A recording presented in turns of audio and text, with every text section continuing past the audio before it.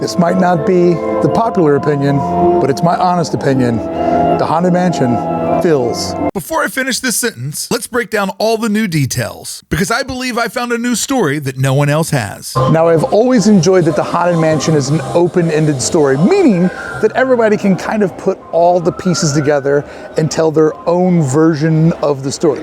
So friends, we have new pieces. What story does this puzzle now tell us? Let's jump over to the garden spaces, because this part was something I was kind of not on board with. I didn't really know what to expect, but I didn't have high hopes, and my hopes were crushed. Captain Bartholomew Gore was a man of wealth and status, but like any good ghost story, his fortune came at a cost. This garden, what I call the Mermaid Garden, is his domain, a space that represents his power, deception, and ultimately his downfall. Throughout mythology and sailor folklore, mermaids symbolize both fortune and doom. They lure sailors in with beauty and grace, only to drag them into the depths. In Captain Gore's case, his mermaid was his young bride Priscilla, a treasure he sought, but one that would become his undoing. Friends, this is a design of seduction and illusion. The Mermaid Garden sits on the outer edge of the Haunted Mansion's grounds, wrapping around what I will call the Bird Garden next, a stark contrast in the innocence found just beyond its walls. This design is intentional. The two spaces exist together, yet they are separated, reinforcing the duality of Gore's life. One side, a place of romantic promise, the other, a seductive trap.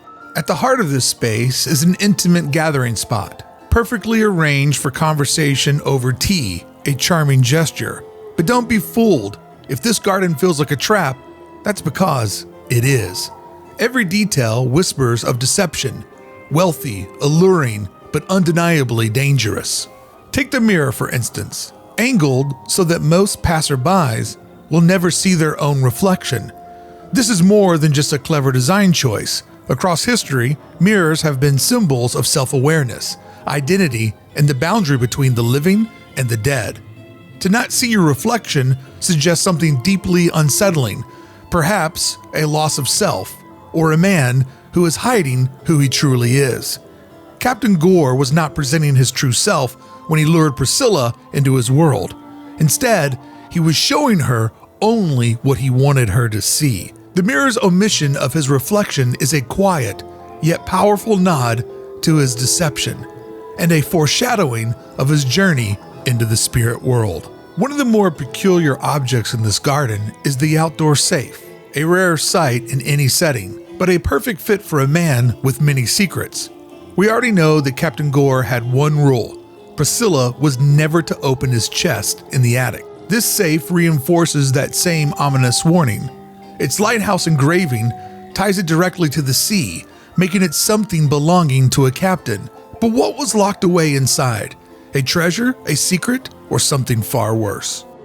Now let's talk about one of the most interesting carryovers from the before redesign, the Virgin Mary statue. Positioned near the entrance, she stands surrounded by cherubs, a powerful symbol of innocence and purity. This is where Captain Gore seduced his bride, under the watchful eye of virtue itself. But as we move through the garden, the innocence begins to unravel. Opposite the Virgin Mary, we find another statue, one of a bride standing in the shadows. She embodies the very theme of this vignette, a visual contrast between virtue and seduction. Just behind her on the wall, a plaque of a woman offering fruit, an unmistakable reference to fertility and desire. And then, completing the scene, the god of wine, Bacchus, a timeless symbol of indulgence, excess, and of course, seduction. The entire setting suggests a journey of a woman, once innocent, stepping deeper into Gore's world, a world of secrecy, deception, and inevitable doom. At the heart of the garden stands one of its most fascinating elements, a sundial pierced by an arrow. Traditionally, the arrow through a sundial represents the polar axis, but here it carries another meaning, the polar opposites of personality. The dual nature of Captain Gore, a man of wealth and charm on one side, and a manipulative predator on the other. And then there's the centerpiece of the garden, a male bust, aged, dominant, rises above a much younger female figure below him, a clear power dynamic. But what's most intriguing are the urn-like structures flanking them. Could this entire display be a grim foreshadowing of their fate? The husband towering over his young bride, and nearby, the silent presence of urns, a haunting symbol of what was to come.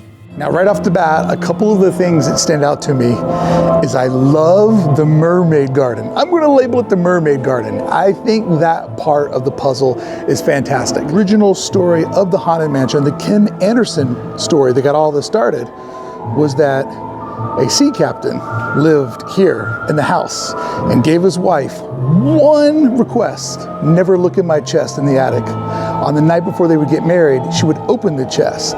She would realize that he was a horrible person.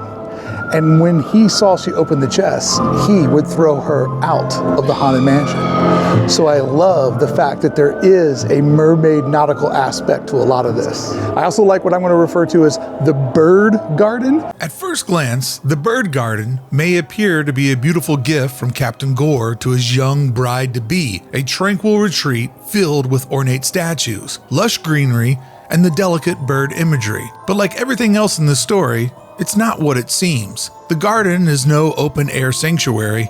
It is in fact a cage, walled off from the rest of the Haunted Mansion's grounds, a gilded prison designed to lure Priscilla in with beauty while concealing her inevitable fate. The nickname I've given it, Bird Garden, carries a double meaning. In British slang, bird has long been a term for a young woman, light, free, and graceful. But in this case, the metaphor turns dark, like a caged bird. Priscilla was meant to be admired, but never truly free. And if you look closely, the garden itself reveals its true nature. And next door, at Madame Leota's shop, you will see a bird that is escaping its cage. Owls are scattered through the bird garden. As birds, they fit the theme, but their meaning runs far deeper. Owls are a symbol of wisdom, intuition, and foreshadowing, all things Priscilla lacked when she first stepped into this garden. In dreams, an owl represents a call to trust your instincts, to see beyond what is presented to you. But Priscilla, young and innocent, had no idea she was walking into a trap. It was only in death that she gained true wisdom, her spirit forever haunting Captain Gore in revenge. In that sense, the owl serves two purposes. In life, they symbolize warnings ignored, but in death, they represent the wisdom she gained a little too late. As you move through the garden, you'll notice women's heads carved into plaques, almost as if they are trophies. Priscilla was not the first young woman to fall under Captain Gore's spell, and these plaques serve as eerie reminders that she was just another prize to be won. The idea is reinforced by the carved statues and decorative elements scattered throughout. On the surface, they symbolize wealth, Gore's ability to travel the world and collect treasures, but they also reinforce the idea he viewed people the same way he viewed objects, as things to be obtained, possessed, and discarded. And then we come to the lights. But before that, speaking of things that can be disregarded, we'll ignore this guy because he only costs $90.85, currently on sale at the museum company, and this gal that only costs $75 and is also the Versace logo. Several of these items were clearly bought off the shelf, and good news, you can own the Haunted Mansion too. But I'm ignoring these little decorative pieces, hoping for something better to show up, but I did want to call out there was a little bit of modern Disney laziness clearly on display. Throughout the garden, you'll find light fixtures that bear the embossed faces of women, as if the very lights in the space are guiding Priscilla toward her fate. Lights hung in trees are often seen as symbols of hope and renewal, the triumph of light over darkness. But here, they take on a much darker meaning. At the base of the lights, the wise owl stands, silent, watchful, knowing. The bride never saw the truth in life, but in death, she did. And as we all know, she would go on to haunt Captain Gore until he could no longer bear it, forcing him to take his own life in the stretching room. But Priscilla was not weak. Scattered throughout the garden are lions, symbols of strength and courage. both qualities Priscilla would come to embody.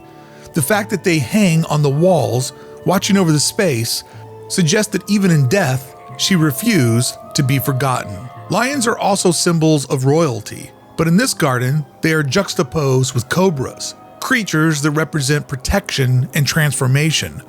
Priscilla had no protection in life, but in death, she transformed into something far more powerful. She would not rest until her own justice was served. Even the bats, symbols of rebirth, reinforced this idea.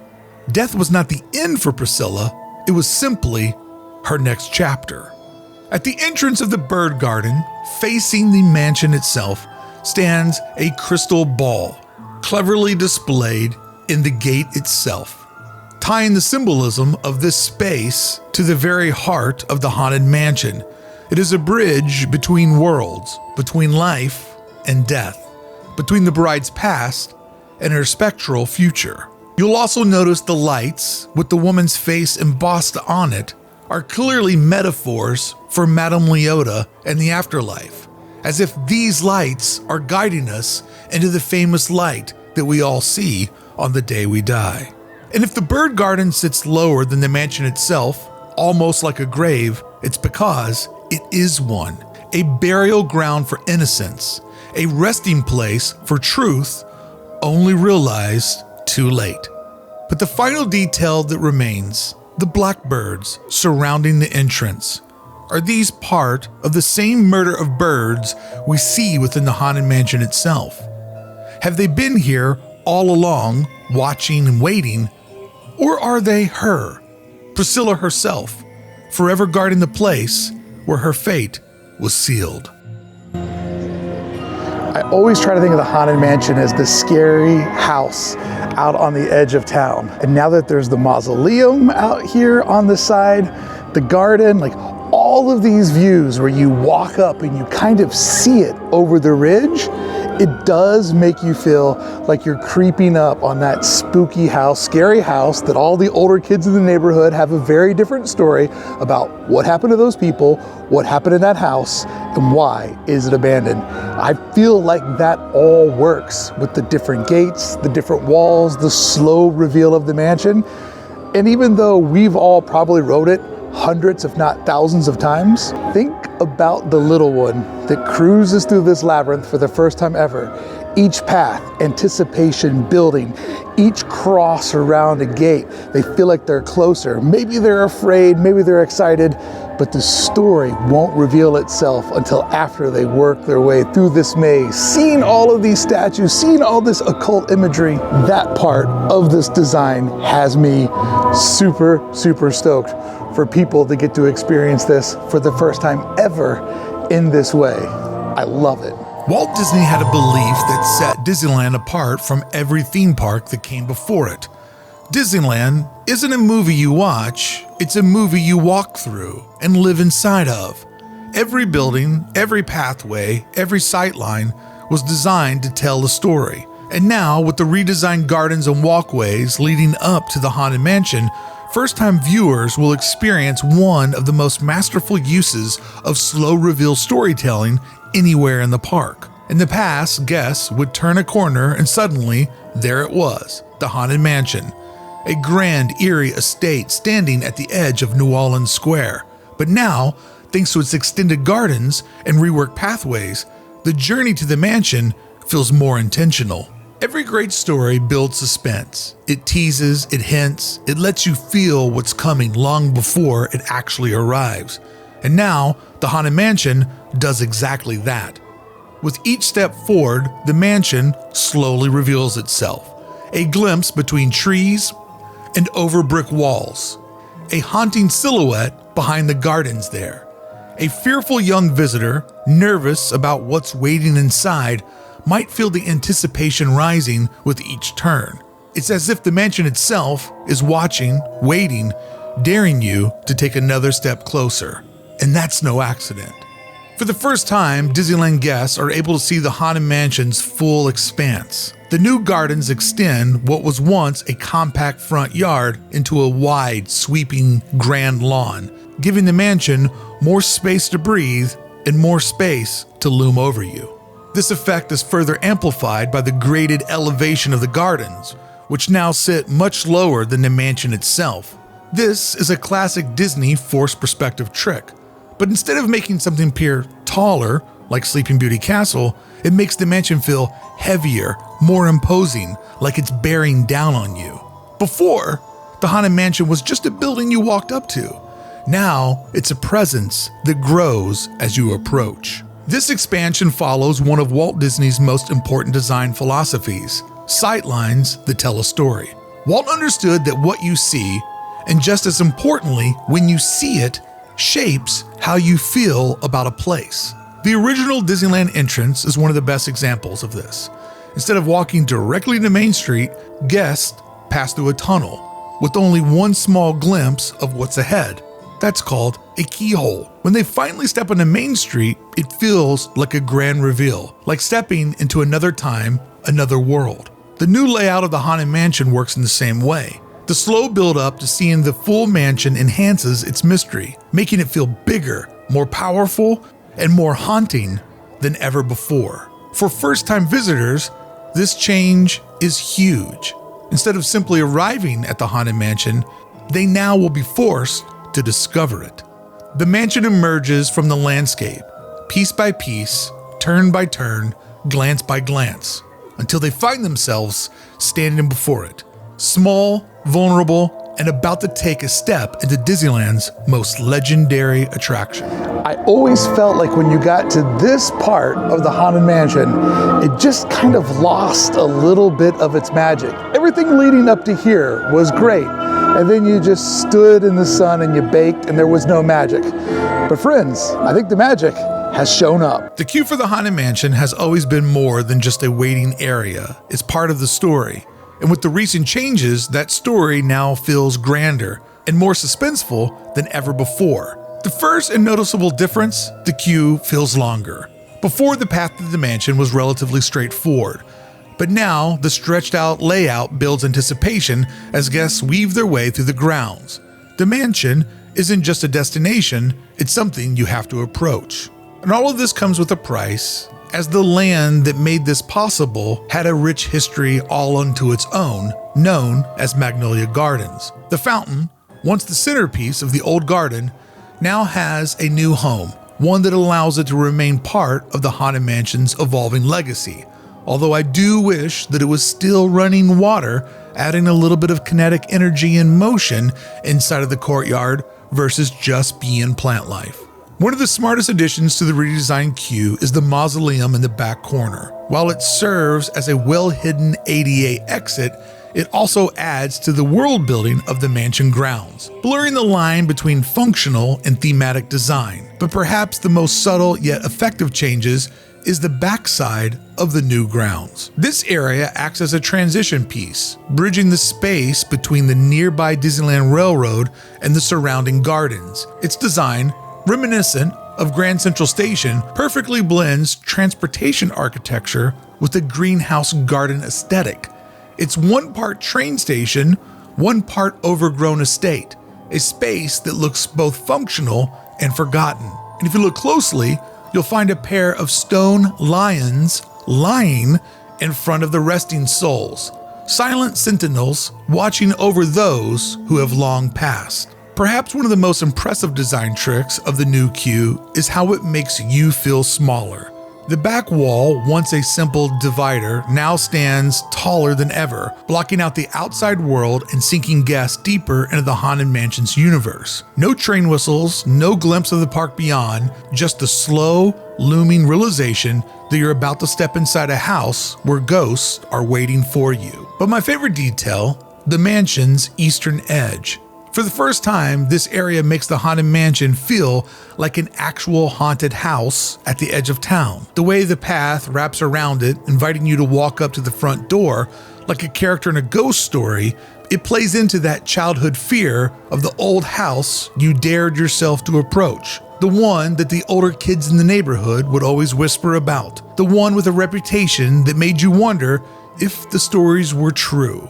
And it's now your turn to go inside to witness the rumors that you have been told about. Even though the mansion's exterior might feel slightly brighter than before, The new views it offers and the way it draws you into the legend have never been better. The pet cemetery is still here and I still enjoy it, but it almost looks a little, just a little naive compared to what lies beyond the new walls of the mansion. But, it's the OG classic. It's funny to think that at one time, not too far away, the pet cemetery was the only real outdoor storytelling element in the Haunted Mansion queue. Back then, it felt big, a hidden gem, a secret corner of the mansion's grounds that added just a little extra mystery to the experience. But now, it almost feels small in comparison. That's not to say it doesn't still look great. It does. The cemetery remains a quiet, eerie detail, a reminder that even the dearly departed pets have found their place among the mansion's 999 happy haunts. But with this grand expansion of the mansion grounds, this once standout feature now feels like just one small piece of a much larger story. And look, if you want to criticize the new look of the mansion grounds, it's your choice. But you have to admit, no matter how you feel about this new version, it does look 999 times better than the footage we have from the 1990s. This historic footage, while nostalgic, reminds us of how simple the exterior once was. Back then, they didn't have the elevated details or the layers of storytelling that these new additions bring. In some ways, the old footage might feel a little more authentic, less polished, more like a natural part of Disneyland's past, and more like that creepy house on the edge of your neighborhood. But in terms of theming and immersion, the new gardens are a massive step forward. And what story do they tell? Well, that's up to you. The beauty of the Haunted Mansion has always been its open-ended narrative. These new additions don't force a single story upon you. They invite your imagination to fill in the blanks. Whether you see the gardens as I do, as a storytelling for Captain Gore's estate, the fact that it means something different to everyone is what's always made the Haunted Mansion so great. Now, if you'll excuse me, it is 11:57. I'm going to get in one last ride. At first glance, the recent changes to the Haunted Mansion's ride and bride might seem like just an updated effect. But the more you look at her, the more you realize this isn't just a new version of the bride. I believe this is entirely a new character. And I believe this is Priscilla, which is why I interpreted the outer grounds the way that I did. Let me explain. The old bride sat tucked in the attic, beside a wedding cake, her veil flowing over her shoulders. She had more of a figurative, almost living shape, like a woman trapped between two worlds but still tethered to something that felt human. But the new bride? She's no longer standing. She's floating, and she's floating in front of a window. This is no longer a bride waiting for her wedding night. This is a spirit, a ghost untethered from her past life, fully existing in her afterlife. And here's why that is so important. In the original Ken Anderson storyline, Priscilla is thrown from a window by her husband, Captain Gore, after discovering his secret. And now, for the first time, we see the bride inside a window opening, a direct visual echo of the moment in which she was murdered. Immediately after passing her, the doom buggies fall backward out of the attic window, plunging guests into the graveyard. This moment has always been there, but now, with this new bride standing at the threshold, the sequence feels more connected. And most people always look to the left of the graveyard, but next time you're falling, if you look to the right, you will see the full exterior facade of the Haunted Mansion hiding in the shadows. If this were the same bride, why has she moved? Why is she here now instead of the attic corner? Because this isn't the same moment in time. Before, she was still tied to her wedding, her cake, her gifts, her illusion of love.